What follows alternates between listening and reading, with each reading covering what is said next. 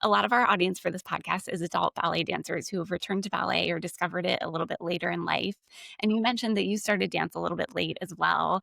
So I was curious what advice you would give to them about stepping into a workshop like the one you taught at Ailey or stepping outside of their comfort zone and Mm. taking risks to try different things. Yeah, I feel like getting rid of the stereotype of like ballet is supposed to be perfect, and it's still an art of expression. So take it in that realm. Don't think that you're going to be the next prima ballerina. And if you do, that's amazing. But go into it as an art of expression and an art of, stepping outside of the real world and coming into this beautiful place and doing a bar and just focusing on, the small things, you're plieing and don't try to make it as perfect as possible. Just go into it thinking that you want to express yourself and just take all the notes that you can and just soak up the art as much as you can. And, don't be anxious to be the next big thing.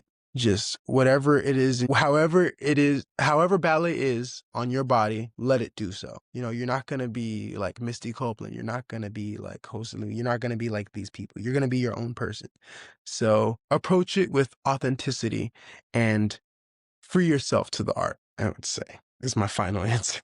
I love this. That's such an eloquent, beautiful answer, just off the cuff. And I think it's such Thank you. great advice for dancers. And it goes back to what you were saying, the opportunity and the space that you got in this show to sort of make the movement your own. For new artists who are seeing you on Broadway and who are inspired by your success and career, what would you want them to know about following your dreams, even in the face of some challenges or setbacks along the way?